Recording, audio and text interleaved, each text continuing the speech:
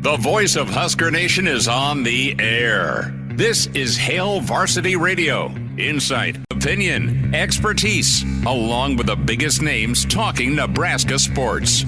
Join in with the show at 402-489-1240 or 1-800-825-5865. Now, here are your hosts, Chris Schmidt and Elijah Herbel. Great to have you in on a Tuesday. It's Hail Varsity. We're powered by Cornhead Lager. Chris Schmidt, Elijah Herbel, and you will get to our starting five in the StreamYard. Always watch the show, like and subscribe to the Hail Varsity YouTube channel. Real easy to watch the show or get caught up with the podcast, Spotify, iTunes, Google Play. Can also dial us up at 489-1240, 489-1240 along the Hail Varsity Radio Network. Email the show, chris@hailvarsity.com. Lot to get to. Coaching rankings are out with CBS Sports. Where does Matt Rule fall? And we'll talk about that number next to Rule's name. Great story and column by Brandon Vogel in Counter-Read, counterread.com, when it comes to November pain. Nebraska's November record. We've talked a little bit about the over-under win total from circa at 7.5. More conference win projections are out. We'll get you those numbers. Loaded up. We'll talk with Mitch Sherman from The Athletic. Mitch in about 15 minutes. His mailbag's always a must-read. And we'll check in with Mitch in hour two. Michael Bruntz with Husker 24/7. Some baseball thoughts from Mr. Bruntzy. And, of course, some Nebraska football stuff. And then we'll head on down to SEC country. A longtime friend of the show, alumni of the show, and now he's a associate commissioner in the SEC. Garth Glissman going to be with us for an extended sit-down. Of course, get Garth's take on the SEC basketball schedule. Some thoughts on quarterback play in Lincoln. And, oh, yeah, Garth did plenty of time in the NBA. All that rookie combine action in Chicago. Garth, every year for a number of years, up close and personal to that in Chicago this time of year. Get his thoughts on some of the Nebraska kids in this year's NBA draft. All that, and his interaction with Adrian Martinez last weekend. So plenty to get to, plenty to talk about. Elijah, how we doing? You get a little more sleep? You feeling better? You doing all right? You on the mend? Well, I'm concerned. I was going to bring you some OJ with vodka in it just to get you a little pepped up. You're fine yesterday. You powered through, but the spring bug is no good. I think you can maybe hear it in my voice. My voice feels better today. Sounds like you've been on a bender. No, it's the the mucus relief pills have really been helping. I was really kind of congested up in the chest. How much juice did you go with? Did you go with the 600 or the 1200? I don't know. I do those every day. The mucus. I didn't know there were different levels. Yeah, 12. Yeah, do the extra strength 1200. I wasn't going to use any brand names because I buy off-brand. So do I. So don't be saying Mucinex. I don't know what it is. It's just like the stuff that loosens it all up so you can get it up. Not. Would you like to go? Would you like to go to the steam room? I tried that actually this morning in my bathroom. Ripped the hot shower for way too long following the mucus relief, and that seemed to really help. So I feel better. Got a good night of sleep last night. The Salt Dogs played late, and I was stuck here late. But luckily, the Colorado Avalanche depressed me enough that it was an early bedtime last night. Got some good sleep. Feeling much, much better today. Still not fully back. Still not where I want to be. We got a lot of work to do between now and then. We'll get you a monster. But we're feeling better. We're ready to roll today. Good. Let's get the starting five shout-outs going. And you, Grandpa, in again And you, Grandpa, logged on at 3:07. God love you. And you, Grandpa. Justin is second. The other Dave, third. KG Light, less words, more filling. Fourth, like Brett Favre, who's not only a great quarterback, but yes, an excellent businessman. Well played, KG Light. James Williams in. He's fifth. Finally in the top five. Happy birthday, James. Thanks for joining us. The Mr. Anonymous is here. 7 years ago, Carter Nelson's grandfather had been telling me how good he was at basketball and how they hoped he could play Division II. I said maybe his future was at tight end. Anonymous with the crystal ball. Brandon is in. NASCAR Eric says hello. Weston is here from Stanton County. Weston, thank you. Brennan from the Black Hills says hello. The other Brian back in. Good to have you, other Brian. Thank you much. Scott is here. Jeff is here. Patrick is here. Crew makes it in. Good to have you, Crew. And Roger says, what's up? We'll see if Walter from Philly finds his way in. I know Dion might make his way over as well. So the kind of off story today is radio host, TV guy, longtime radio and sports personality Doug Gottlieb is making the jump. Can I still call it University of Wisconsin, Green Bay? Or do they flip-flop it? It's similar to what's happening at University of Nebraska, Omaha. We're now just Omaha. Okay. To refer to. So it's just calling it Green Bay. Just calling it Green Bay, but like colloquially, everyone still refers to UNO. Well, there was all those emeritus classics growing up the first part of December where University of Wisconsin, Green Bay would come to town. That in Ohio, where we're always on the mainstream, or the Pella Windows Classic. Either way, both were your sponsors for those December tournaments. I think Gary Trent Sr. was on one of those Ohio squads, and he went in the first round of the NBA 100,000 years ago. That's not an old shot at him. It's an old shot at me for going to those. But long and short, Gottlieb is making the jump. Now, Gottlieb's dad and grandfather, legendary coaches, from high school to, I think, even some pro ranks.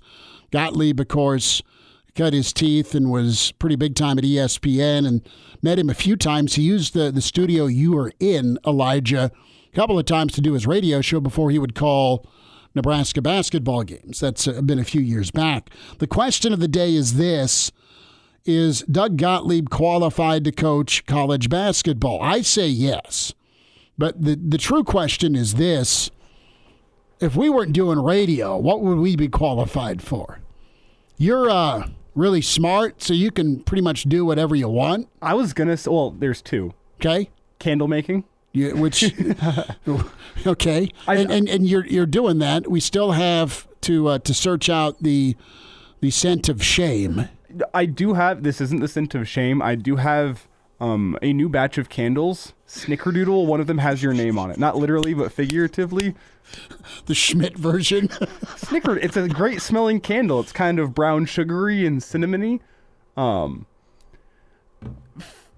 I hate to say this, but I'm going to. It's a scent that I think is maybe more female-centric than male-centric, which is a very real thing. Like, as a male, I smell this candle, I go, this smells nice, but I want my entire house smelling like this. Maybe not. But it's a nice smelling candle, so I have one with you/your wife's name all over it. Eric says Serenity by Elijah. That's not a bad name. Mm-hmm. Can you do a candle that smells like fajitas? No. That would be incredible. Sounds horrible. No. Or how about a candle, Elijah, that smells like, I don't know, my smoker. You know, when you have a slab of ribs on, that waft of smoke. Barbecue. I can look into it. No promises on how. I mean, you could do candles for dudes. Sure. We don't want to roll into a house and it smells like a fajita. That'd be incredible. Sounds horrible. No, answer the phone. Hey, if you were on the phone line, we'll talk about fajita smelling candles. Please call us back. We apologize. No, that's good. The conversation was not good enough for us to leave you hanging like that. The other thing, I think Brennan says runs a scented candles. I really don't think. Or how about vanilla bourbon? How about Fairberry? Give me a Fairberry hot dog smell candle. I really don't think the savory line is what we want to go with here. Brandon's giving me some new enlightenment. Chris, they make candles that smell like whiskey and tobacco. See, that would work. I have concerns about walking into a house and being like, it smells like garlic and smoke in here. Oh, that would be great. You're trying to keep like vampires out of your house? What's going on here? No. The other thing I think I could be qualified for, and I probably say this with a little bit of ego, and I'd probably be horrible at this, I really think I could be like a history professor at a college. All right. I think I could pull that one off. Maybe not in every form, but I think I have some obscure enough knowledge about random historical events that I could pull that off. No, and I have the talking part somewhat down. Sure. I feel like the kids would really appreciate me as a college lecturer. We definitely wouldn't get off task. There would be no off-color jokes to be made during the lecture. I'd keep it very straight and narrow. I think I could be a good college history professor, maybe. I have gone to graduate school for a teaching certificate, never finished. I worked as a para while still doing media part-time. So I would go back into teaching. I don't know, though. Maybe I'd just be a cook / chef. Chef might be a stretch. But I'd get into the food industry. There we go. 489-1240. We'll take your suggestions as to what else we would do or what else you would do. Brennan says, I'm a wildlife biologist turned window cleaner. It's all good. Broncos history is what Roger says. I did watch a whole documentary one time. I'm sure. Well, we could make documentaries on fajita-smelled candles. Who's on the horn? Took it a step too far. We go to the phone lines where Deuce waits. Deuce, how we doing, man? Good to hear from you. I'm good. Hey, I tried to call last night as a couple of addendums to your couple of things that you were talking about yesterday. The first one was when Charlie was talking about the game that was 17 below zero and ended up 19-19. He missed the best punchline of the whole story, and that's that Byron Bennett, I think it was, lined up to kick a field goal with as the time ran out. And just as he kicked the ball, he got hit in the head with a snowball. Mm-hmm. Literally got hit in the head with a snowball. And I forget, Deuce, who the holder. I forget who the holder was, but that holder was taking fire, like leading up to the kick. Exactly. And so they went looking for the officials, and the officials were not to be seen at that point. They said, tie's good enough for us. Let's get the heck out of town. Well, and the hose job was that 2-point run back by Beaker. There's 47 clips and 82 holds. Well, you got to do something when the guy can't even bend down to hold the extra or the field goal. Yeah. When he's getting pelted with snowballs, but they decided that was out of there. The other thing you asked about nights in Memorial Stadium when it was crazy. The night that Nebraska played Colorado, Cordell Stewart was the quarterback, and they had one of the Detmer boys who was backup, and they got ragdolled about 15 times, I think, in that game, and they were so frustrated at the end of the game. I think Nebraska scored close to 50. 52-7. That's the gold standard of night pandemonium, and you've seen all the night games, man. I mean, Deuce, you've been going for years, so that was toxic. That was incredible. Literally, you could feel the stadium moving, which was scary as all get out. Then the second play of the game, Cordell Stewart threw a ball, and Nebraska's defensive end jumped about 6 foot in the air, it seemed like, and he was polar bear. I don't know how he got that high. Kicked the ball up in the air. It was intercepted, and the route was on. It snowballed, and I think Nebraska fans, Deuce, they want that moment again. Like it was absolutely. It was punchy. It was back and forth, and it was a bit of a shootout with that Miami game 10 years ago. Right. But it ended up being all right. It was on from the get-go in '92. Another game I was thinking not only that. Can I just say, in the Nebraska-Colorado series, people forget about the 08 game, the Sue interception, the Alex Henry kick. Yeah, it was a 230 kick. Yeah, It ended up at night. That game was not, and there was no way Osborne was calling the dogs off in that game either. No. Usually he was very nice and he was going to lay down, but if he could have got 90, he would have got 90. Well, yeah, I just remember talking to Mom and Dad after that, and they were just like, that's, the older folks that we'd sit by in West Stadium, I mean, they were screaming the whole game. They were going nuts. Oh, yeah. All right, Schmidt, have a good one. Deuce, be good. Appreciate you, man. Good to hear from him. Yeah, I mean, that's Nebraska fans are all, I mean, it's, we talked about it yesterday with the Colorado kickoff release, and we'll get to some numbers here with the conference win projections from Circa. It's going to be so much fun. It's going to be so much fun down to the graduate beforehand, going to be so much fun leading up to, and then, Coach Rule and the crew know they got a job to do. And we'll see how it shakes out. Speaking of the fun leading up to that game, maybe as radio hosts would be qualified to be whiskey connoisseurs, beer connoisseurs. Oh, yeah. I think we could have a take or two. You could maybe be a dietitian? No, I don't know. In recent months. Yeah, I could. I mean, I think so. But I still want to do that. Give me that smoked meat candle. Need that smell. Hey, sweetie, got you a new candle. It smells like brisket. Absolutely, it smells like brisket. Mitch Sherman's on the way. And now, back to Hail Varsity Radio. Back with you, it's Hail Varsity. We're powered by Cornhead Lager. Garth Glissman down in the SEC country coming up after the 5 o'clock hour. We welcome in Mitch Sherman with The Athletic at Mitch Sherman on Twitter, and check out his podcast, Locked On Nebraska. Mitch, how we doing? Thanks for a few minutes.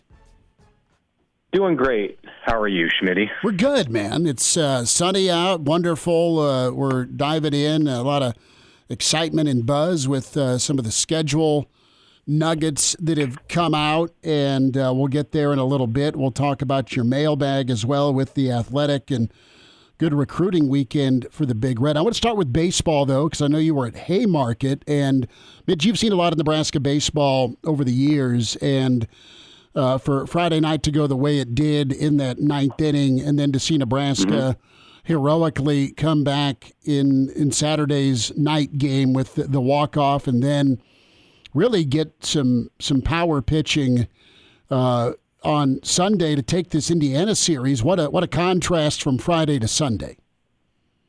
It's a weird team, isn't it? I don't know. I can't get my arms around what to make of this group. I guess they're just resilient, and you don't know what you're going to get when you show up any day at the ballpark. I thought after Wednesday against South Dakota State, with the way that the bullpen blew up, and then to have it happen again Friday night, that's unlike really anything that happens more than once every 10 years, to have back-to-back games go that way, especially with a team that's very much postseason worthy with its resume. You might have that happen with a team that's under 500 and just kind of playing out the string, but I didn't know what to expect. Well, I thought I knew what to expect on Saturday, and maybe that the team was going into a nosedive, and then they come out and play really good baseball. Really, other than the ninth inning on Friday, Nebraska played outstanding baseball all weekend, and got the walk-off on Saturday, and finally found some Sunday pitching. So maybe that'll be something that can serve Nebraska well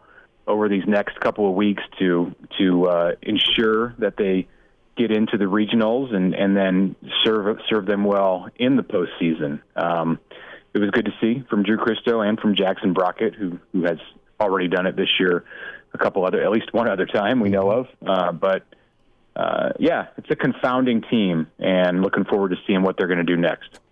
Mitch, Saturday and Sunday was good enough that it almost makes me forget about what happened on Friday night. Tell me, with the response that Husker Nation had to that game on Friday night, the second blown lead in 2 games, concerns, do you think they're misplaced? Do you think they're real? What's your take on that stretch of baseball for Nebraska? The fact that they blew 2 straight leads in 2 straight days, and the bullpen looked really shaky, and they come back out the rest of the weekend and look close to what we come to expect from them this year. What's your take on that?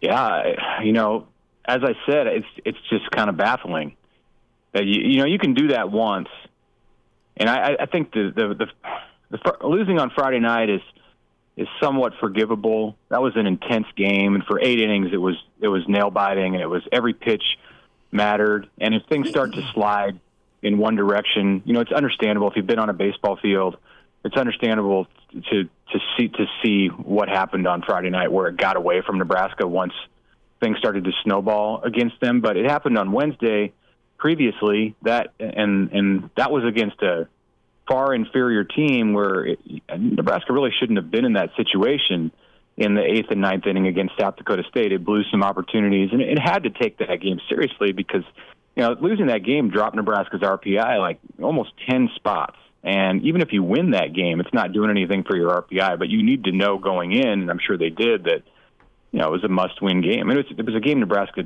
You schedule it, you're going to play it, but you probably don't even want to play that game. It would have been nice if it could have rained like over Haymarket Park on Wednesday, and then that being the only place in all of Lincoln. If they could pull that off, that would be good in a situation like that. But I mean, you just kind of chalk it up to all of last week, the 4 games as a whole, to just the fact that it's unpredictable, and this team is unpredictable, and probably will be unpredictable moving forward. Mitch Sherman's with us from The Athletic, Hail Varsity Radio, at Mitch Sherman on Twitter. Mitch, let's dive into the mailbag. You took a lot of questions from your readers, and the topic, because Nebraska football fan has PTSD, and it's been that way for a while. And the topic of what could go wrong in 2024. Well, yeah. What could go wrong is, you put your left hand out, you put your thumb out. All right, injury for sure, right? And they were a battered and beat up team a year ago, and they still found a way to stay competitive. But the other thing, aside from injury, I point to that second week at night in prime time, no pun intended, with the stage and opportunity against a hated rival. If you don't get a W there, I hate to chalk up must win in May, but that's one thing I really just kind of started my wheels turning. Well, that's another thing that could go wrong for the Big Red in 2024, I should say. Yeah, I've actually got mailbag part 2 coming tomorrow. There were so many cool questions that deserved an answer that I saved half of it to publish on Wednesday, and they were more big picture. There were the answers that are out there today are more specific to this team, and a lot of personnel talk about positions on offense. We did get the question that you mentioned about what could go wrong for Nebraska, and that was a question: is this a 5-7 team without Dylan Raiola? And I think those are misguided assumptions. I think Nebraska as a team is in a lot better place physically, and also in understanding the expectations and the system that they operate in than a year ago. So you get to August, and they'll be even farther ahead of where they were presumably last August. So the schedule, I think, is a bit harder in 24 than it was in 23. But you consider everything that went wrong in 2023, from losing one top receiver in August, another in the first game. You lost 2 running backs on the same day in September, 2 starting offensive linemen in the same game in October. And your quarterback is effectively done after week 2, the guy that you had pointed to all offseason. That's a pretty big hill to climb. And the QB situation required Nebraska to basically redo its offense in the middle of the season, early in the season, and say, all right, scrap that. We're going to go with a different system. And still, as I mentioned, they're 5-3 going into the month of November with all of that stuff happening before Halloween. So, yeah, I think this team is in better shape, much better shape to go into the season than what we saw a year ago. So it would take a lot for Nebraska to have a repeat of last year with where the record was, but you never say never, and we've seen it over and over for Nebraska to basically find a way to have disappointing seasons. I don't think that's going to happen in 24, but Matt Rule has said it several times this offseason. This is a 5-7 team, until August 31st when they step on the field and they're 0-0. So they're treating it that way. And to your other point, Chris, week 2, September 7th, that's a huge game. I have a question in the mailbag tomorrow about what's Nebraska's most important game in 2024. And, you never really know what the most important game is until the season's over. And you can look back and say, hey, that was the most important game. But going in, Colorado looks like a prime candidate. Mitch, one of the things that Matt Rule said whenever he sat down with Greg McElroy was the chance Nebraska has this year to start 1-0 and the difference that can cause through a team throughout an entire season. It's been since 2019 that Nebraska started off on the right foot and got a win to start the season. How big of a difference do you think that can make? Just have good feelings after week 1, playing at home, and maybe not putting on a show for the home fans, but at least giving the home fans some cause for optimism? I think it's a big thing. I mean, I can look at the examples from the past several years, the years where Nebraska started 0-1, and you just immediately dig yourself into a hole. And if you do it the opposite and you escape that first game unscathed and feel good about yourself and you're healthy, then you start to build on it. It's like taking a step up the ladder, and then week 2, instead of being one rung down, you're one rung up. So it's like a net plus of more than just one, because you move forward instead of moving backwards. So that's kind of how I look at it, and I think psychologically it would be big for Nebraska because of how really the seasons have started for every player in this program and every season that they've been a part of it.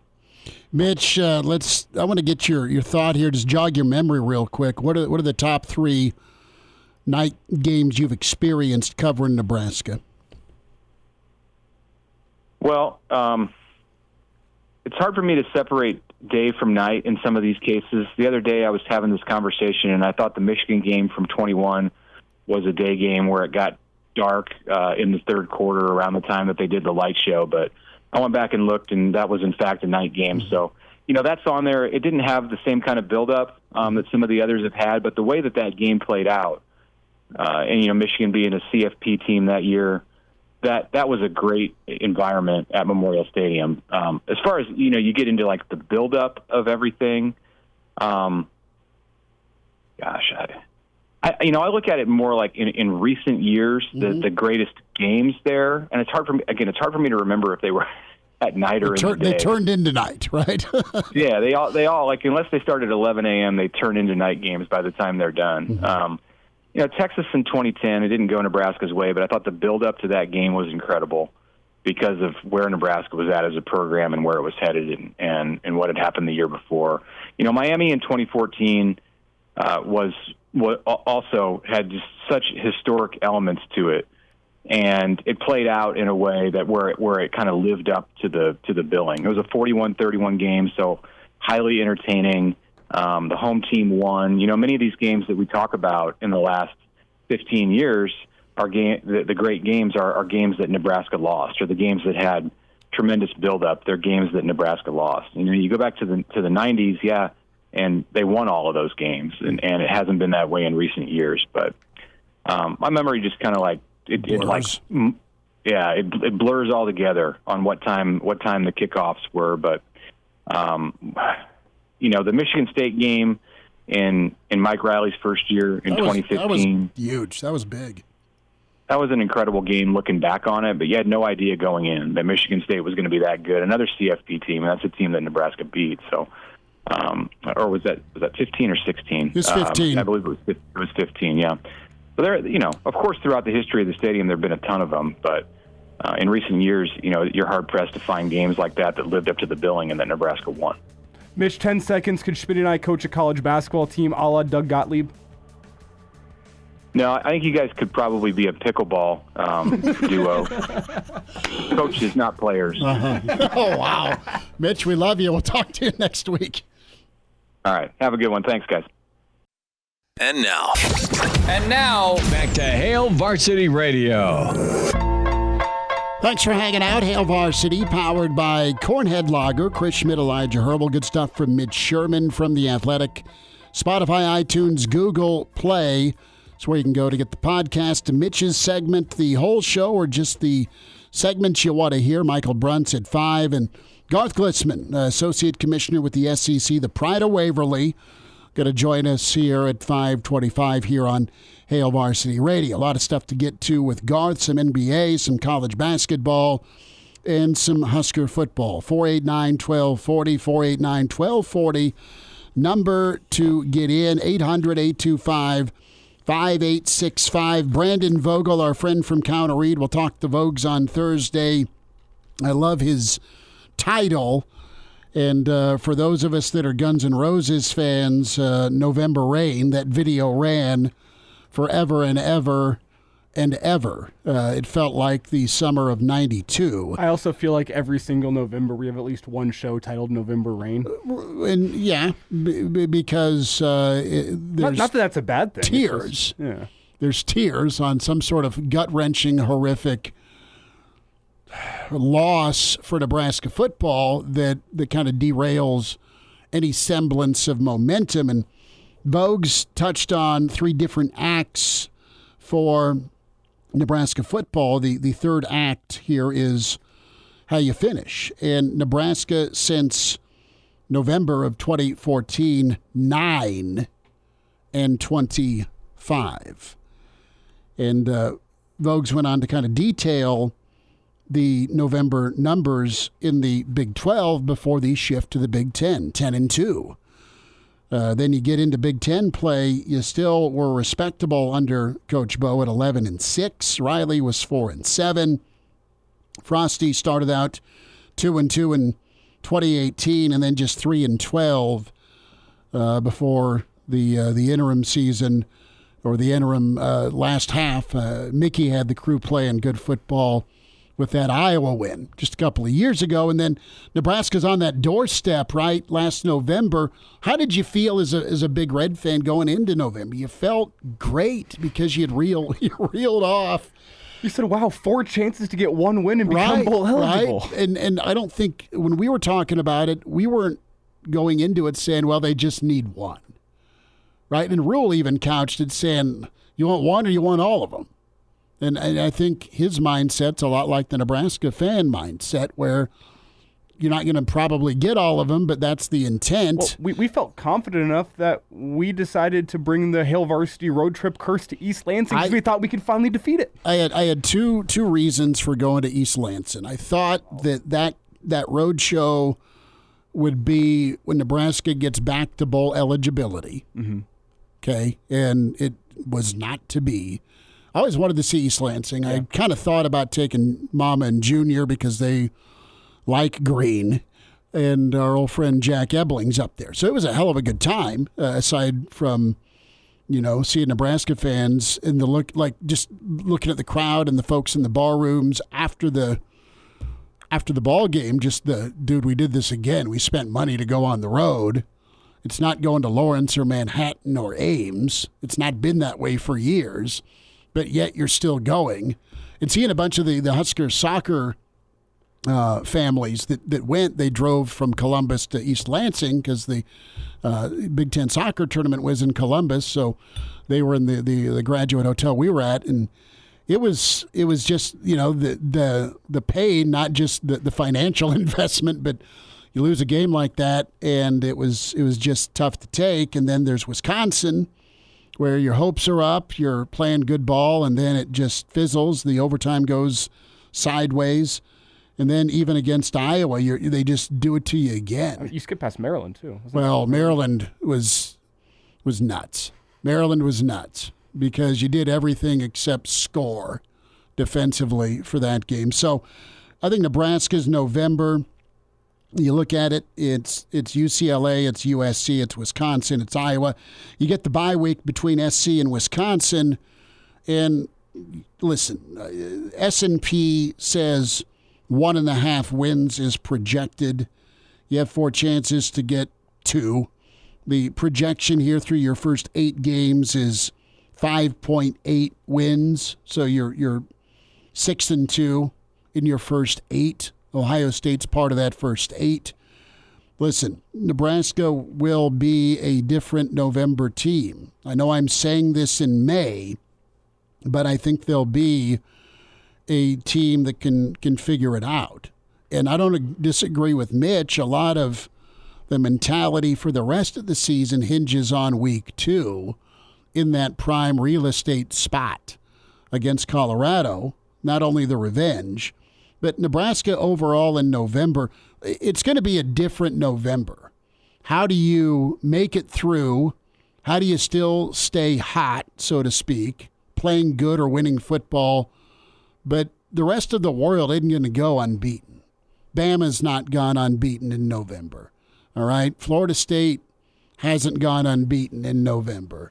And I'm just talking about a team that's always been a playoff squad. Michigan and Ohio State, they both run up against one another, and one of them's got to lose. So that's how it goes. And usually you have a Michigan State game snuck in November from a rivalry standpoint. You're talking 9-3 and then positioning yourself maybe at 10-2 or on the cusp at 9-3. But the lasting impression, right, Elijah? What type of lasting impression are you going to be given the playoff selection committee with a whole bunch of teams from the SEC and the Big Ten to claim 6 to 8 of those 12 playoff spots? And November will make a monster statement. And that's why November is different. There's the two reasons, especially in Big Ten country. One is the weather. In Big Ten country, the weather tends to turn terrible in the month of November. You're dealing with 35-mile-an-hour winds and freezing temperatures. But number 2 is that the pressure gets ratcheted up. You can make or break a season in the month of November. Like first 4 weeks of the season, yeah, you can break a season. You can't really make a season through those first 4 weeks. The middle, late September into October, it's about carrying on what you did to start the season. You can handle a loss and still come back from it. Like you're still going to have chances in November if you find yourself a game back or 2 games back in your conference. I was going to say the divisional race, but that's no longer. Conference race. But the conference race, like you have time to make it up still. November is whenever it's make or break time. There's pressure on every single game. Even if you're favored by 21 points, there's pressure on it because there's not much time to come back from an upset such as that if you are a 21-point favorite. Like if you're at 5-4, let's say going into November, you have a couple of games to get yourself to bowl eligibility. There's pressure on every single game almost universally in the month of November because time's running out and it's the time where you're trying to make your lasting impression, trying to make your statement on the season. It's make or break time.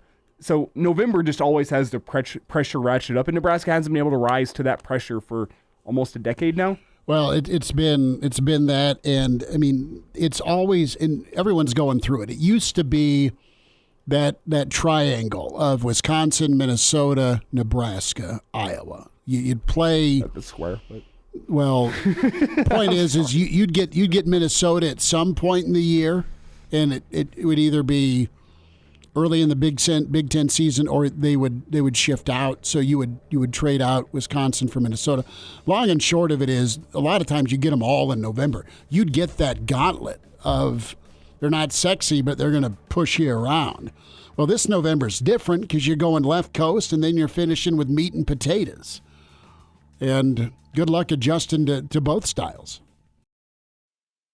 And now, back to Hail Varsity Radio. Back with you, winding down hour 1. Spotify, iTunes, Google Play. The podcast is where you can take us to go, segments you want, or the whole show. Give us a review. Good, bad, ugly, we'll take it. Thanks for the feedback. Also, like and subscribe to Hail Varsity YouTube channel. Your Big Ten win totals per Brent McMurphy and Action Network.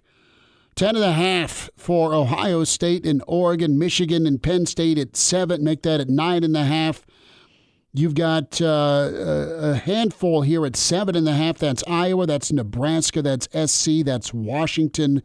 Maryland right at 7. Rutgers, Whiskey at 6.5. And then you have Illinois and Indiana at 5.5. Northwestern and UCLA at 5.5. Minnesota 5. Sparty 4.5. Purdue at 4.5. Cliff is in after he got done gator wrestling. Good to have you, Cliff. And can I just say, welcome, Cliff, first off. Mm-hmm. I'm a little surprised there's not a single team in the Big Ten, and this is probably how things are going to be moving forward. Surprised you don't get a single team that's at 11 or 11.5. Looking at Michigan's schedule, I mean, Michigan still at 9.5 with their schedule is nuts. I mean, like the stretch for Ohio State, which I think determines whether or not they can get to 11 or 12, is, believe it or not, it's a 4-game stretch. You can even cut it down to 3. Iowa, Oregon, Nebraska, Penn State. They have those back-to-back, one bye week in between Oregon and Nebraska. That's a death march, brother. That's a death march. I mean, that's how the Big Ten is. But 3-1 in those games, and I think realistically you can go 11-1. You go 3-1 there. I mean, that's which 3-1 would not be a bad result. Where, but it also where does that fall? Is that October into early November? That is October 5th through November 2nd. So you have Iowa, Oregon, bye week, and then Nebraska, Penn State. Which the bye week's in a good spot. Home or at road for them? It is home against Iowa, at Oregon, home against Nebraska, at Penn State. That's the 4-game stretch that determines to me whether they're going to hit that 10.5 mark. And I don't know. I think 10.5 seems a little bit low given Ohio State's talent this year. Yeah, they don't have who's their non-con? Akron, Western Michigan, Marshall. So there's no Virginia Tech or Texas.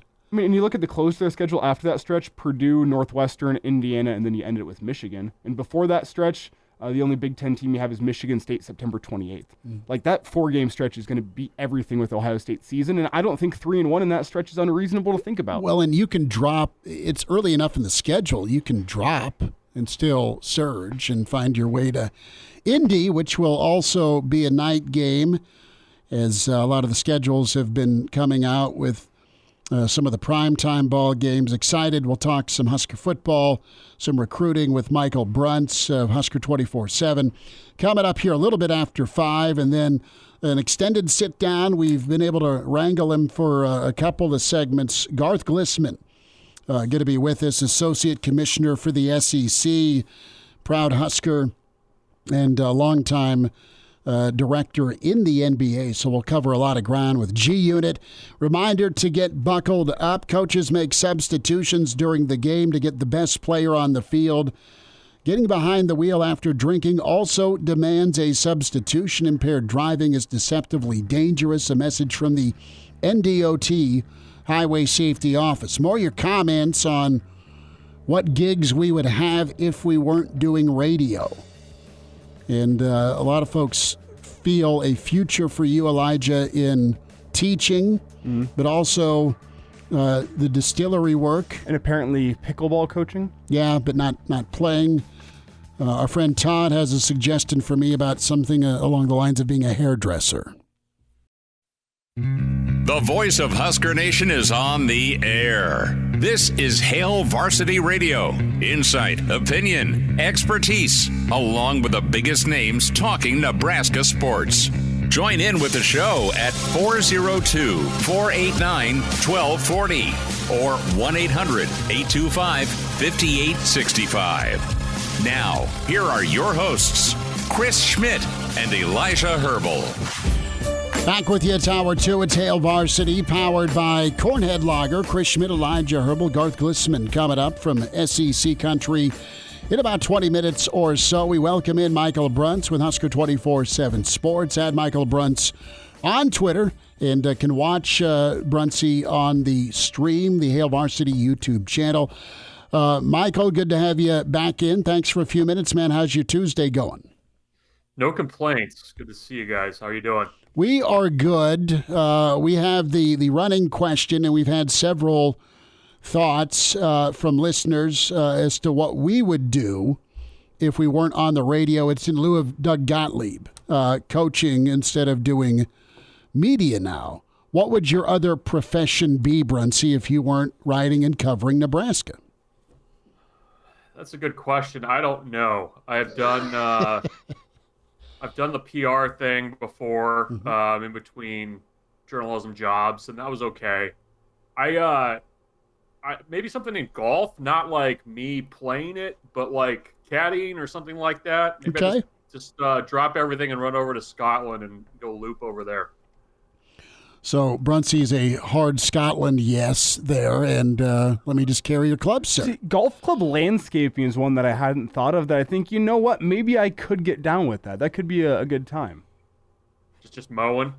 Mowing and fertilizing and watering, like, it could be fun. maybe. There you go. It's probably not as fun as radio. No, we're lucky. And we are very lucky. There we go. Some people out there think they want to coach basketball in addition to radio, though, So- which is bold, and I respect them for KG it. weighs in. It's like Doug's supposed to continue doing his radio show 2 hours He a is. day. Yeah, he's That's gonna be crazy. Head coach of a college basketball team is a side hustle. Some of us make candles as a side hustle. Other of them coach basketball teams, which is impressive. Hats off Doug Gottlieb, but we'll see how that goes. What percentage chance do you give that of working out? Like the moonlighting in radio plus coaching basketball? It depends on the assistants that he has What's working the for him. support staff with radio? What's the support staff with his coaches? I think he can What probably if it's the same? What if he just his producer to be an assistant coach? Well, there's probably some assistant coaches looking for a gig. Probably so. Because like my question with it isn't like the X's and O's of basketball. I think Doug's actually pretty smart in that regard. My question is recruiting and all the other like BS you don't want to deal with as a college basketball coach that you have to. How are you going to be able to handle that in addition to doing a radio show every single day? That's my question. The fear of, well, coach is going to talk about me tomorrow at noon Eastern.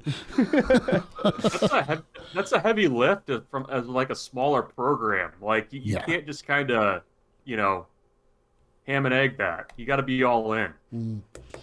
This is starting to sound like a Woody Harrelson movie, perhaps. Good poll there, other Brian. Bruntz, I saw you tweet out Nebraska, Colorado, 6:30 on the 7th of September, and you tweeted out the Calvin Jones, man. Calvin's touchdown against the Buffs. We won't go to instant replay on whether or not he actually crossed the goal line. Were you there as a kid? I was. I skipped Halloween, trick-or-treating to go to that game. And that was like my second or third Nebraska game, I think. And picked a good one. There was a lot, even as like a kid, you could tell that like there was a lot of anger in the crowd that day. People were pissed, like really mad. And it's funny, so my parents are both from Colorado, and they had gone back to I don't know if it was the previous year or if it was the 89 game, but they were in Folsom for that one. And so I can understand why there was a little bit of angst among Nebraska fans that day. There was a little people were peeved, and the team played with its hair on fire. It was kind of fun. It was incredible, and that put a stop to Colorado pretty much owning the Big Eight. Because there was a 3-year stretch where 89 they won, they rolled in 90, won a title, and then the snowball game, our listener Deuce called in with Byron Bennett dodging snowballs left and right for the would-be game winner. Let's talk about momentum in Nebraska. We kind of hit on Nebraska and their November record. Before you fast forward to November and get to October, what's September set up like? And this is big for perception. It's big for the stage. And quite honestly, Nebraska's done a lot of the work this year so far with Matt Rule, training the guys, right, Michael? Trying to train them from a mentality standpoint to when you get into these moments to not have it go the other way.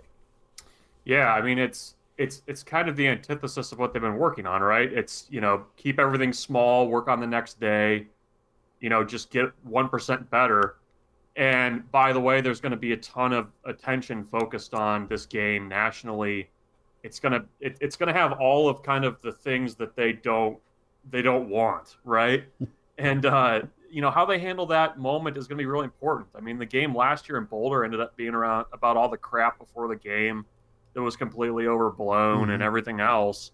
And, it's going to be on Nebraska to play focused football in kind of this really big atmosphere. And, I think, it's going to be fascinating to see how they kind of handle all that, because I know it's not on Matt Rule's tab, it's other staffs.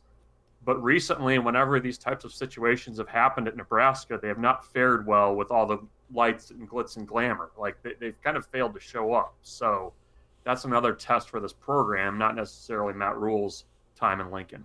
Well, do you think this could flip the script? It could be one of those games. I mean, the schedule, how it sets up for Nebraska, the first 2 games or 3 games being at home, like the fan support that's going to be there for Colorado, unless the wheels fall off against UTEP and you drop that one, that's going to be a juiced-up game with a lot of pressure. Is it the chance for Nebraska under Matt Rule to permanently flip the script of what we've seen in the past decade of Nebraska tending to crumble in those moments, especially late if it's close?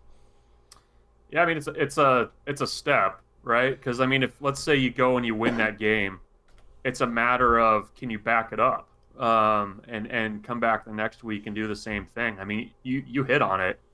The way the schedule sets up, if they can get past that Colorado game, there's an opportunity there to get off to a really strong start that they have not gotten off to since 2016. And part of that was they beat an Oregon team in kind of a similarly charged up type game. I don't think there was nearly as much hate in the stands that day, but and that Oregon team ended up 4-8, but still they showed up, they beat a ranked team. That's the last time they've done it. So it's important to kind of the trajectory of this rebuild. And, you know, the narrative's going to be out there. Everybody knows what Matt Rule's done in year 2 of everywhere he's been. Like, there's the expectation that you're going to have some of that year 2 magic. And, you know, beating a team like Colorado, no matter what they end up doing. I mean, it's the last couple games in this matchup, it seems like Colorado's kind of really been in Nebraska's head. So it's a chance to kind of change a lot of narratives. One narrative that's out there, Michael Bruntz with us from Husker 24/7 at Michael Bruntz on Twitter. One narrative, Bruntsy, is Nebraska has been fantastic off the field when it comes to recruiting. You land Dylan, the family ties in all. He's still a 5-star that comes to Lincoln, but you're in the race right now for David Sanders. You get a commitment from a really high-level quarterback that quarterback schools went after in DJ Lateef. He was high on their boards. Nebraska got the commitment over the weekend. You got a really talented edge in Nicholas Clayton that visited. Touch on how and why it's working for Nebraska so well in the recruiting world. Well, I think they're good at building relationships, and that's still, even in the era of NIL, is about, you know, what recruiting's about. And you know, I think Matt Rule and his staff are genuine. I think that, you know, when they find that somebody that fits what they're looking for, and they have a top target on their board, like they did with Lateef. I mean, they just recruited the hell out of him. I mean, he was their top guy on their board from basically January when Glenn Thomas arrived, and they were really aggressive in getting him on campus, building that relationship, and you get the benefits of that. And, you know, I think with kind of the momentum you have with getting Dylan Raiola, I mean, he's a very valuable peer recruiter and somebody that national type recruits kind of notice. You can kind of get it. You can get a guy like David Sanders on campus for a visit. And they were, you know, they've done a really nice job of targeting guys that fit from a culture standpoint and what they're looking for. And I mean, we've said it for years, but if you can finally get the piece on the field going in the right direction too, it feels like this thing's primed to take off a little bit. It's Michael Bruntz with us here, and Michael, I think that allows us to move a little deeper into David Sanders Jr., that relationship. It's the second straight cycle where Nebraska's taken a big swing on an offensive tackle recruit. Last year it was Brandon Baker very late in the cycle. You're not able to get that flip. We talked with Tim Verghese yesterday, and he says Nebraska is in this. They have a lot of ground that they need to make up against some of those schools that have been recruiting Sanders for years and years. But in terms of Nebraska's rebuild as a whole, it seems to be a priority being able to get that premier offensive tackle, at least based on what we've seen so far. How important do you think that is in terms of Nebraska's ability to capitalize on Raiola and make sure that the Raiola era at Nebraska is as good as it possibly can be? How important is a premier offensive tackle in your mind? Oh, it's important for sure. I mean, it's a premier position. It's a position where the guys who are the best of the best get every offer, and for good reason. One guy you didn't mention that was a big recruiting win for Nebraska last year as a tackle is Grant Briggs. Mm-hmm. I mean, I think Nebraska probably thought just as well, if not better, of Briggs than they did of Baker, in spite of what the industry said. And they were able to win him against Oklahoma, K-State, basically every offer under the sun. to get him on campus and committed. So I think they've done a nice job, of taking their swings when they get them. I think Nebraska, sure, they've got tons to offer. It's just a matter of somebody saying to David Sanders, in this case Dylan Raiola, hey, like, come check this place out. Just see what it's like. And Nebraska kind of sells itself from there with facilities and IL and all other stuff. So I think that's, and even if you look at the way the depth chart is right now, that they've had to build up the depth at offensive tackle and bring guys in. And I think they've done a nice job of kind of getting that next wave of guys in with Bricks, and you hope Sanders and guys like that you can kind of continue to build that offensive line with. Michael Bruntz with us, Husker 24/7 Sports, at Michael Bruntz on Twitter, where you can follow and read Bruntsy. Let's go to baseball, and what a difference a day makes. You get a walk-off, and then you get a Mother's Day special, and 2-1 against IU, who looked really, really good. Now you turn your attention to Michigan State, and was listening to Coach Bolt's post-game on Sunday, and you kind of hear the joy, and I caught a bit of his radio last night as well. And, just what a mood lift it was for Nebraska to battle back. Did that surprise you that they responded like they did? Because it looked bleak after the touchdown and extra point in the 9th on Friday.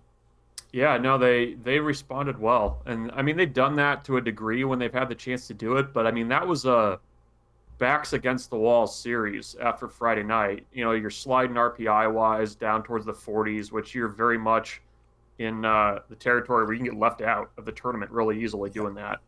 And they got big performances from guys that have not done that all year. You got great relief pitching from Caleb Clark on Saturday.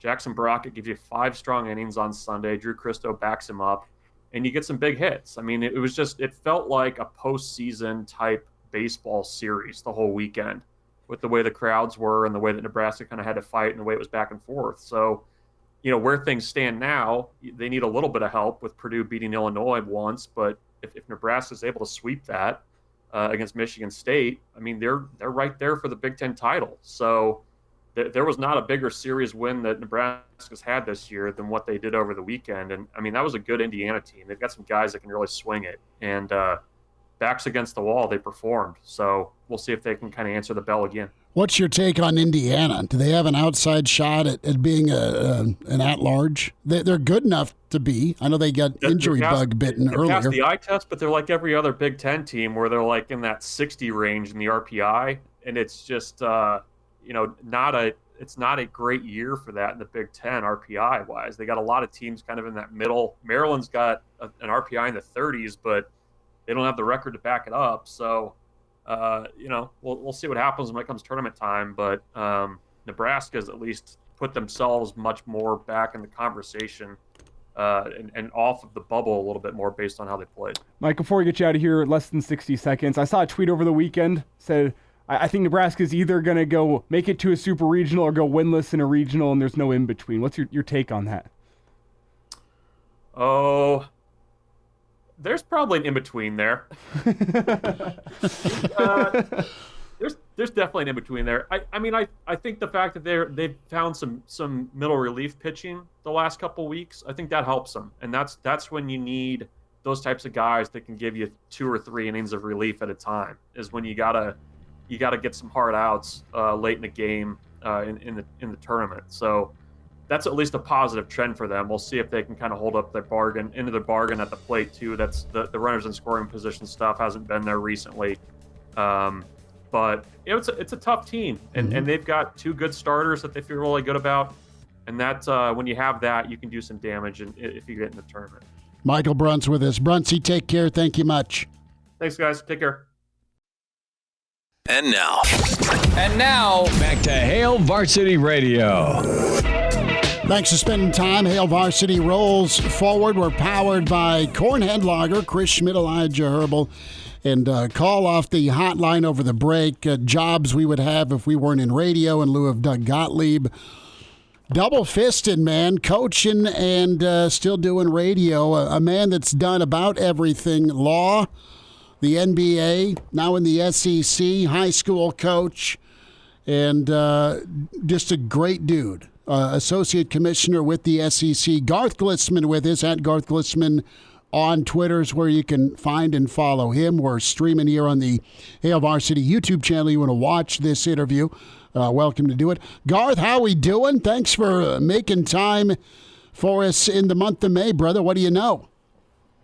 Well, when I was the head coach at Parkview Christian, they let me do the radio with you. Yes, it wasn't Fridays. nearly as controversial as Doug Gottlieb's decision to coach and do radio at the same time. Yeah, that wasn't a hard ask. Hey, can G-Unit still do some Friday night football? Sure, why not? So that was a good time, and of course Saturday mornings were always awesome. And well, tell me, with your expertise then, Garth, what difficulties might Doug Gottlieb run into whenever he tries to bring this to fruition this fall? I mean, you got a world of expertise here. Time management. Short and sweet. Coaching in college basketball, and we could go down a whole rabbit hole here, but the changes in college athletics have been felt most acutely in college basketball as it relates to the transfer portal and the roster turnover from year to year. I caught up with an SEC head coach a week ago or so, and he told me he hadn't seen the sunlight in over 2 weeks because they're so focused on building a roster from one year to the next. And that's something that is new to college basketball. Historically, you might, in a unusual year, you may have to replace 4 or 5 scholarship guys among your 13 scholarship players on a basketball roster. But now rosters are turning over almost in their entirety, and that leads into broader discussions about the American basketball ecosystem. And the NCAA transfer rules are applicable to all sports, but there's no question that the problems, in my view, have manifested themselves most severely in basketball because for cultural reasons. Basketball players, many of them, the data shows they transfer high schools, they're changing AAU teams not only from one year to the next, but sometimes from one weekend to the next. And so culturally, basketball has been struggling with this issue of player mobility and guys not learning how to work through issues that players did in prior generations. And so you certainly see transfers in other sports. There's transfers in football more so than in the past, volleyball, women's basketball. But it's, I think, a problem that has been uniquely disruptive to men's college basketball, given some of the broader issues in the ecosystem. Garth Glissman's with us, Hail Varsity Radio, Associate Commissioner with the SEC. Garth, you've seen coaches also be able to pick up and move, and I know the SEC basketball schedule released, and one of the games circled is going to be Arkansas at Kentucky this year. As Coach Cal made his way to Pig Suey land, and I know that it's going to be just another dynamite year for SEC basketball, not only the number of teams you got into the tournament, but just some of the firepower that is either returning, the list of head coaches that are anchoring major programs, and then, some of the names that we may not know now we'll know soon. Well, thanks for mentioning that, Chris. Yesterday we released the matchups for the SEC men's basketball season, not the specific sequence of those games, but the matchups, home and away matchups, so that our schools can begin to sell their season ticket packages. And in the SEC, we play 18 regular season games. Starting next year, we'll have 16 schools. So each of the 16 teams play the other 15 once, and then there's 3 teams you play both home and away, meaning you play them twice per year. And with those home and away matchups, we tried to lean into the continuation of long-standing SEC rivalries, talking about Auburn versus Alabama, Ole Miss versus Mississippi State. And we also sought to resume some old rivalries dating back, and your listeners will appreciate this, Chris. We're resurrecting some of those old Big 12 rivalries, Texas A&M versus Texas, Oklahoma versus Texas A&M. Yeah, Missouri. Texas versus Missouri. And also some old rivalries dating all the way back to the old Southwest Conference, namely Texas versus Arkansas. So we're leaning into the history and tradition that makes college sports so special. As you noted, a lot of intrigue among the national media. It was actually front page of ESPN's website yesterday about John Calipari's return to Kentucky. That will happen this year. Kentucky and Arkansas will only play once this year, given the conference schedule format. But it just so happens, based on our home and away rotations, that game will take place in Kentucky. So it will mark Coach Cal's return to Kentucky after 15 years there in a national championship. And I'll tell you, after having, part of my job is getting to know our coaches, serving our student athletes. And I wish the public, I think everyone sees Coach Calipari's charisma, but I've been able to see it even, more up close and personal. And I'm so thankful that we get to keep Coach Calipari in the Southeastern Conference. He's good for college basketball. He has a heart for serving others. And to think that we get him now for several more years in our conference is a definite win for the SEC and a win for all of college basketball. Well, Garth, my next question, I think you've already squashed it with the ins and outs of what goes into scheduling. You don't just plug it into ChatGPT and say, give me a schedule for next year? Well, there's lots of talk about artificial intelligence eliminating jobs in various industries. I've actually thought about how that might work in the sports industry, but I will tell you that the sports industry, in my experience, is so relationship driven that fortunately, I think some of the issues that I get the privilege to work through on a daily basis with all the passionate coaches, administrators, and student athletes in our conference, there's no way to replace that with artificial intelligence. But maybe if I could, speed up some of my research and data analysis through artificial intelligence, that would be a positive development. Garth Glissman's with us here, Associate Commissioner, basketball man, and the SEC here on Hail Varsity Radio. Coming to us from the SEC offices. NU Grandpa in SEC country checks in, loves hearing from Garth in the stream. Our friend Moonbot7 says Garth looks like a guy that excels at wedding reception dancing.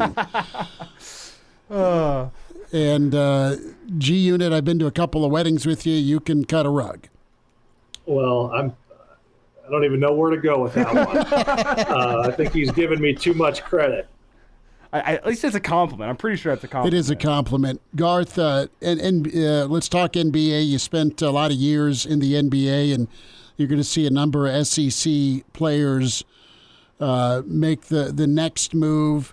Baylor Shireman, some Nebraska kids also in Chicago with the NBA Combine. There's a lot of buzz around Baylor, a lot of buzz around Hunter Salas as well.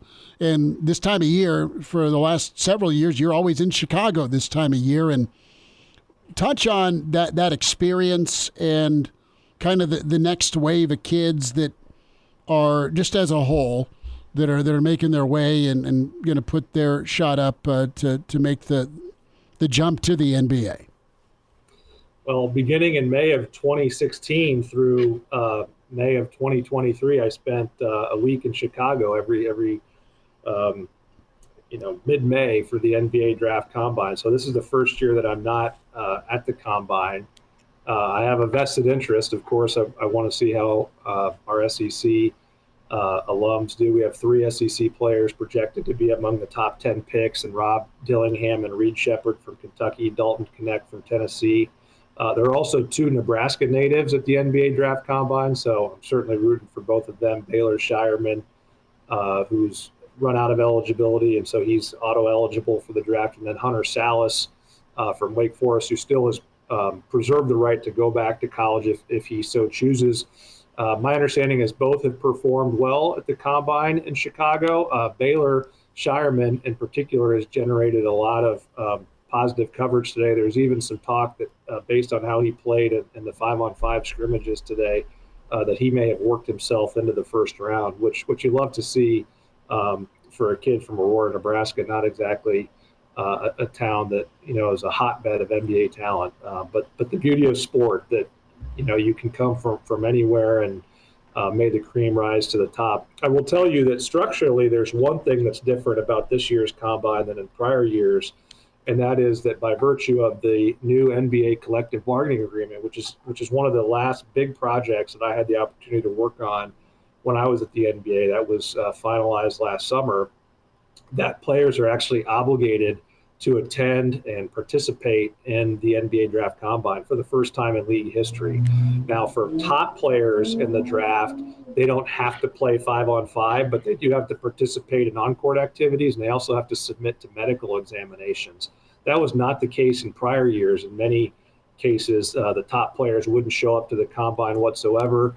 They would refuse to provide medical information to teams. And so that created an unequal playing field for teams who were trying to make drafting decisions. It was a problem for NBA teams, and it was something that the league office and teams prioritized in the last round of bargaining discussions, resulting in new rules that mandated attendance and participation for all players at the combine.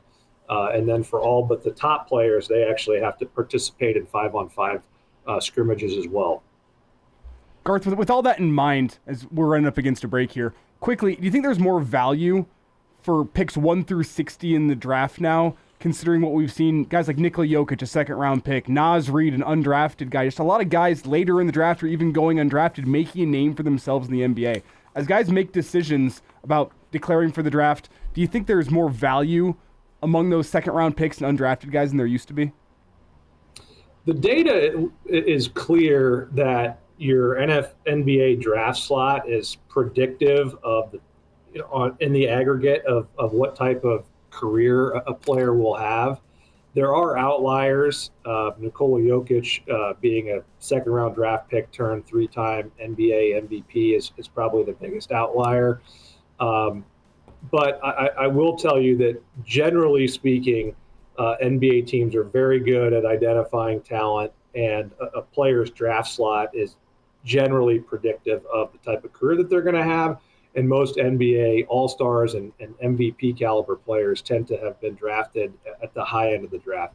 Nikola Jokic, obviously, we're kind of prisoners of the moment to some extent, given that he's at the top of the league at the present time. But he is, historically speaking, very much an outlier in terms of a second-round draft pick who's had the type of career that he's had.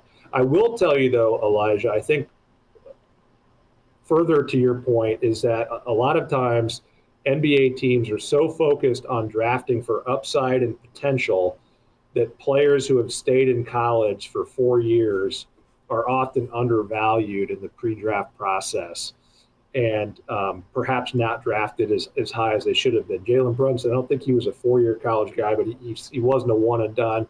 He was undervalued throughout the process. But I think you're starting to see a little bit of a course correction among NBA teams, and it depends in large part on what team is making the pick. And if it's a win-now team, and as hard as this is for a lot of college sports fans to realize, not every NBA team wants to win immediately. There are some teams that are very much building for the future. Oklahoma City is a perfect example of that. They assembled a bevy of draft picks. They struggled for a number of years, but now they're ascending. They have a young team that's likely to compete for championships for years to come. But for those win-now teams, they often find the guys that have spent 4 years in the college program are often more ready to help them win in the here and now. And so a team in that position may be more inclined to draft an older player, whereas a team that's looking to the future is probably going to be more inclined to draft for upside, which typically points in the direction of drafting a younger player. Garth, hang tight. We'll be right back with you, okay? Looking forward to it. And now, back to Hail Varsity Radio. A few more minutes, some overtime here with Garth Glissman, the pride of Waverly, former high school coach, attorney, man in the NBA, now associate commissioner in the SEC. He's coming to us from SEC headquarters. Schmidt and Elijah Herbel, Hail Varsity, powered by Cornhead Lager. So, G-Unit, Garth Glissman, you had a chance, my friend, to get caught up with Adrian Martinez down in Birmingham. We'll get there in a minute. We'll get to some football in just 2 seconds. We've talked SEC. We've talked schedule release. We've talked draft combine in Chicago with Garth. Get the podcast, Spotify, iTunes, Google Play with Garth on the Hail Varsity platforms and digital or video pod download. That's free for you. So, Garth, you got to love, not that you have a ton of time, but kind of peeking a little bit at the NBA playoffs this year. It's been extremely fascinating. Minnesota's been a pleasant wow. Elijah's Denver Nuggets have responded in kind. You mentioned Brunson, and a lot of times I'd talk to you as you're walking to Madison Square Garden when you were in New York. The energy in that building, and now the Knicks are in postseason against a rival in Indy. OKC is, of course, near and dear to Junior's heart as he watches them pretty religiously. And then Boston. What a great postseason for the NBA. The NBA is a league driven by superstars. If you look at the history of NBA fan interest, it was at its peak in the Michael Jordan era of the early to mid 90s. Then it didn't ever approach that, but certainly in LeBron's heyday and Steph's heyday, it's kind of been at its pinnacle of the post-Jordan era. So in a league driven by superstars, this year's playoffs demonstrate a changing of the guard in that LeBron James, Steph Curry, Kevin Durant, neither of them made it out of the first round. There are questions whether international stars like Nikola Jokic, Luka Doncic can move the needle in the same way as players like LeBron, Steph, and Kevin Durant. Meanwhile, you have an former SEC player, Anthony Edwards, only 22 years old, by the way, emerging as a potentially transcendent star, perhaps the next great American superstar basketball player. And he's one of those players that we still don't know how good he's going to be. He hasn't come close to his ceiling yet. And so for me, those have been the storylines that have piqued my interest, knowing the league like I do, having worked there, knowing the business of the league, knowing how superstars drive the league. So that Minnesota-Denver series has certainly taken different twists and turns. After the first 2 games in Denver, people were ready to write off the defending champions and anoint Minnesota and Anthony Edwards, and then obviously, Denver's come roaring back to knock the series up to 2 games each. But there's a lot of intrigue, changing of the guard. And if you care about American basketball and the popularity of this sport domestically, I think you're going to be rooting for Anthony Edwards because he has the chance to be a really captivating American superstar for the next 10 to 15 years. Garth, want to go to some football, UFL, Adrian Martinez. We enjoyed covering Adrian. Good dude from when he signed with Nebraska all the way through his time in Lincoln and a great senior year at K-State and then getting his shot with Detroit and now in Birmingham. How much fun was this weekend for you? Well, I've watched Adrian play a lot of football over the years, like most Nebraskans. I even watched him when he was at Kansas State. And what I told him after the game in Birmingham on Saturday is it's the best I've ever seen him play by far. And I didn't get a chance to know Adrian when he was in Lincoln. I was living in New York at the time. But since we've been connected by a friend of a friend, I've really enjoyed getting to know Adrian. He's an incredibly mature young man. There's a seriousness and a quiet confidence about Adrian.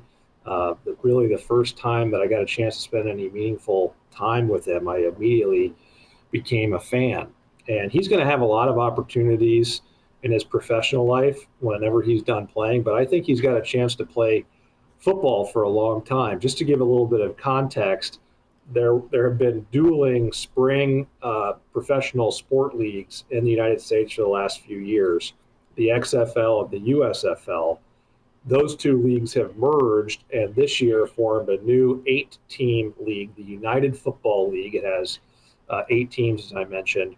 A lot of former and future NFL players playing in the league. In fact, there was a bit of an interesting dynamic to Adrian's game Saturday in Birmingham. So Adrian was a starting quarterback for the Birmingham Stallions. Adrian's backup, Matt Corral, former third-round NFL draft pick, very good quarterback at Ole Miss, has been in the NFL as recently as last year. The quarterback on the opposing team was University of Alabama legend, two-time national championship quarterback A.J. McCarron. He was the quarterback of the St. Louis team. So St. Louis, Birmingham, and Birmingham are the two best teams in the UFL at this point in time in the season. And Adrian was the best player on the field. Birmingham is now 7-0. Adrian, initially, him and Matt Corral were splitting starts to start the season to get both of them opportunities to showcase what they could do at the NFL. Adrian has now solidified the position as Birmingham's starting quarterback. And in a league filled with both former and future NFL players, if the season ended today, Adrian would have a very good chance to be the MVP of the entire league. And, of course, that bodes very well for his chances to get into an NFL training camp this fall and hopefully stick on an NFL roster. There's one more interesting part of this story, Garth. Birmingham's GM, who brought Adrian to Birmingham, is actually a 23-year-old originally from Council Bluffs. This is his third year as the GM. He's won back-to-back titles, and he's doing all that GM work for Birmingham while, I believe, if my sources, he's still at UNL. I know the past 2 years he was at UNL taking classes as he built that roster, and he is still the GM this year. I'm not 100% sure if he's still enrolled at UNL, but he got that job as a student at Nebraska and was doing that on the side. That was his passion project. Well, I need to meet this guy and take him to my favorite salad spot here in Birmingham. We got a lot to discuss. Zachary Potter is the name. Or barbecue. Garth, about 45 seconds. Nebraska, Colorado this season at night. It's going to be an incredible environment. Not to drudge up a tough loss, but I want you to speak, if you can, to the environment when you were quarterback at Nebraska. Your dear friend Jamal Lord, who nicknamed you G-Unit. The Texas-Nebraska atmosphere. What do you remember about that? That was a night game, loud, unique feature of college athletics is a special connection, not only with fans, but also history and tradition. And there are just certain matchups that bring out the best of college football. Certainly that Nebraska-Texas matchup in 2002. Chris Sims was the quarterback. Brings back a lot of good memories. It's exciting for me because Texas is coming to the SEC this year. There's some great matchups the first couple weeks of the college football season, some compelling matchups. And Nebraska, Colorado, obviously, is among those. So I know you and your listeners are excited for the college basketball season, or college football season, and Nebraska, Colorado, I think will generate a lot of excitement, not only in Nebraska, but around the country. And then I will say there's a triple header on opening Saturday on ABC, Saturday, August 31st, Notre Dame versus Texas A&M, Florida versus Miami, and you have Clemson versus Georgia. Great way to start the college football season. Then the following day, Sunday of Labor Day week, you have LSU playing USC in Las Vegas. And then the following week, Nebraska, Colorado, and Texas, Michigan. So lots to be excited about, as we about 3 months out from college football season. Garth, we'll let you be. Thanks for the extended sit-down today, bud. Appreciate you much. Thanks for having me on. And now, back to Hail Varsity Radio. Good stuff from Garth Glissman, Associate Commissioner with the SEC. We went everywhere, man. We went football, basketball, and NBA Combine. The schedule release for the SEC. Some thoughts on a pretty legendary night game that was a tough one for Nebraska, 2002 Texas. Garth was part of that. And he is so right about Ant-Man. There's just so much buzz going on. And I mean, I had to look up where Ant-Man went to school because he's a Georgia guy, stud out of Atlanta. Tom Crean was down there at Georgia coaching. And away we go. So lots of feedback in the stream and in email. Thanks for your kind words about Garth. Justin says, I'll admit it, I called Adrian an MVP of the UFL before he got drafted. Good on you, Justin. Steve checks in. Sorry, Michigan fan. As much as I dislike Texas, I think they're going to take the Wolverines to the woodshed to start the season. Yeah, Michigan's schedule is absolute murder this year. Yeah. One of the things we didn't get into with Garth, that it's a hypothetical question I've been wrestling today. My favorite soccer team, this is why we didn't get into it, and this is why we haven't gotten into it on the show. My favorite soccer team, Tottenham. They were playing against Manchester City today. Tottenham, their position in the table, it's 2 games left. It's already been decided. But they had a chance today, if they would have won, to give the title to Arsenal. So if Tottenham would have beaten Manchester City, Arsenal wins the title. If Tottenham lost today, Manchester City wins the title. If Tottenham would have drawn with Man City, if there would have been a tie, those 2 teams would have been able to play it out themselves in the final match day. Whoever wins would have won the title. My question is, Tottenham and Arsenal being big rivals, a lot of Tottenham fans today were rooting for Tottenham to lose so that Arsenal, the big rival, did not win the title. Is that okay as a sports fan to do? To put it in Nebraska football fan terms, Nebraska's, I don't know, let's say Nebraska's playing Minnesota on the final week of the season. If Nebraska beats Minnesota, Iowa wins the title. Do you root against Nebraska in that scenario? You root for your team to win. Doesn't matter if the team you hate wins it, you still want to get a W. There's been a lot of drama over in England today about this one. The head coach of Tottenham, there was cheers within the stadium whenever Manchester City scored. They ended up going on to win. That would be a bucket list to get to a Premier League game and start throwing some Guinness with the soccer hooligans over there. You know what's wild? In England, you can't take beer to your seat. Probably not. You have to drink it on the concourse. Yeah, no kidding. The bunny has been watching Ted Lasso. She has enjoyed Ted. We may have a visit from Ted into the week. Ooh. Yeah. Are you referring to the Friday forecast? I am. Ooh. I thought you were actually referring to Jason Sudeikis. And I'm like, no, I have not bumped into Mr. Sudeikis. I know he's a Midwestern guy at heart. Yeah, he's a Kansas City guy. Reminder about your friends with the Supernovas. Hey, your hometown pro volleyball team in Omaha's locked in their spot for the inaugural Pro Volleyball Federation Championship. Takes place in the great city of Omaha tomorrow, the 15th, and on May 18th at CHI. The Supernovas are going to battle it out with volleyball's best of the PVF supremacy and $1 million. Be a part of history. Get your all-session single-match tickets now. Log on today, supernovas.com. Back tomorrow at 4 with Hail Varsity, powered by Cornhead Lager. Thanks for tuning in.